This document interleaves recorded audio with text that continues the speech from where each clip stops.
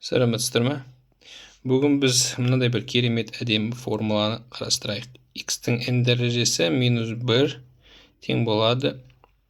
X минус 1 көбейтілген X-тің n минус 1 дәрежесі минус 1 қосылған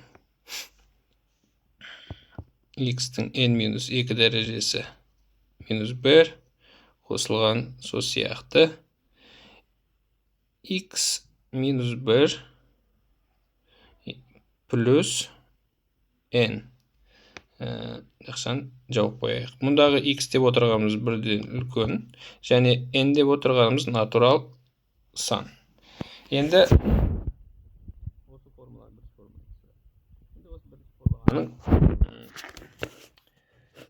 дұрыстығын алдымен бірнеше қарапайым жағдайда көрейік. Мысалы, егерде n тең 0 болатын болса, n тең 1 болатын болса, бізде онда бізде x-тің 1 дәрежесі минус 1 болар еді. Сол жағы, оң жағымызда x минус 1 көбейтілген x-тің бізде 0 дәрежесі минус 1 қосылған 1 болар еді. Мына жақшаның ішіндегі санның 0 дәрежесі біз 1 екендігін білеміз, сондықтан 1 минус 1 0 береді. Қосылған 1, ол бізде x минус 1-ді 1-ге көбейткенге тең, ол бізге x минус 1-дің өзіне тең екендігін біледі. n тең 1 үшін дұрыс. Негізі мына жақшадан кейін бұл x-тің 1 дәрежесі ғой, минус 1. Бұл жақшадан кейін x-тің 0 дәрежесі минус 1 тұр. Бірақ ол 0 болғандықтан 1 минус 1 0, сондықтан оны жазудың қажеті жоқ. Мына жерде соны ескердік негізі. Енді біз n тең мысалға 2 деген жағдайды қарастыратын болсақ, онда бізде x квадрат минус 1, x минус 1, бірінші жақшада, екінші жақшада x-тің n минус 1 дәрежесі, яғни 1 минус 1 қосылған 2 болады. Бұл өздеріңізге белгілі x минус 1 көбейтілген x плюс 1 деген қысқаша көбейту формуласын береді. Енді n тең 3 болсашы, n тең 3 болған жағдайда бұл бізде x-тің кубы минус 1, x минус 1, бұл тең болады бізде x-тің квадраты минус 1, қосылған x минус 1, қосылған 3. Яғни, бұл формула x минус 1 көбейтілген x-тің квадраты қосу x плюс 1 дегенді береді. Минус 1, минус 1, минус 2, минус 2 қосылған 3, ол бізде плюс 1. Бұл да қысқаша көбейту формуласының әдемі түрі.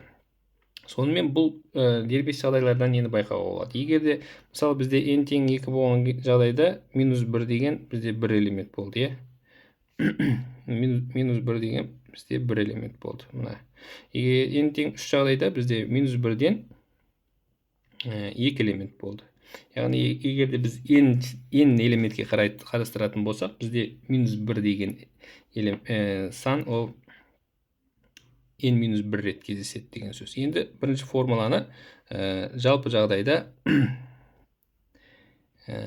дәлелдейік. Сонымен бірінші формуланың дәлелі. Дәлелдеу. X-тің n дәрежесі минус 1. Бұл тең. Және бірінші формуланы бұл жерге тағы бір жазып қояйық. X-тің n минус 1 дәрежесі минус 1 қосылған X-тің n минус 2 дәрежесі азайтылған 1 қосу сол сияқты x минус 1 қосу n еді. Енді бұл формулада бірінші жақшаны жазайық өзін. Екінші жақшада бірінші x-терді жазайық. X-тің дәрежесінде n минус 1 қосылған x-тің дәрежесінде n минус 2 сол сияқты бізде x болады. Ал минус 1 бізде n минус 1 рет кездеседі. Сондықтан оны біз минус n минус 1 плюс n-нің өзін жазамыз. Бұдан нені байқаймыз? Бұдан байқайтынымыз Бұдан байқайтынымыз x минус 1 көбейтілген.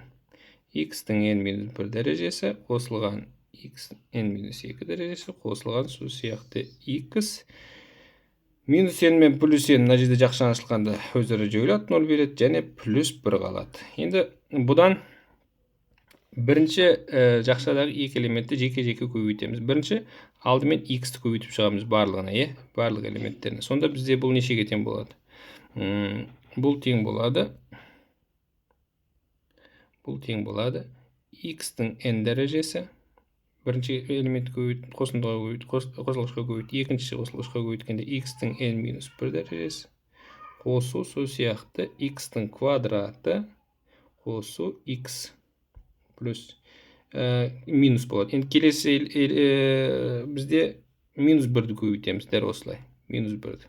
Екінші жақша. Сонда бізде минус x-тің n-1 дәрежесі, минус x-тің n-2 дәрежесі, минус сол сияқты минус x минус 1. Енді бұдан байқасаңыздар, мына жерде x-тің n-1 дәрежесі мен минус x-тің n-1 дәрежесі олар 0 береді. Өзара жойылады. X-на дәреже бізде кеміп бара жатыр. Сондықтан x-тің n-1 дәрежесінен кейінгі мүше x-тің n-2 дәрежесі. Сондықтан ол да минус x-тің n-2 дәрежесімен 0 береді. Және де мына x минус x пен жойылады өзара, минус x плюс x ол 0 береді. Ал x-тің квадратын мына минус x-тің алдындағы минус x квадратпен жоямыз, олардан 0 береді. Сонда байқасаңыздар, тек қалатыны x-тің n дәрежесі минус 1. Міне, дәлелдеу керек осы еді. Бұл формула өте кеңінен қолданылады, өте маңызды формулалардың бірі. Сондықтан білгеніміз жөн. Жақсы, сау болыңыздар.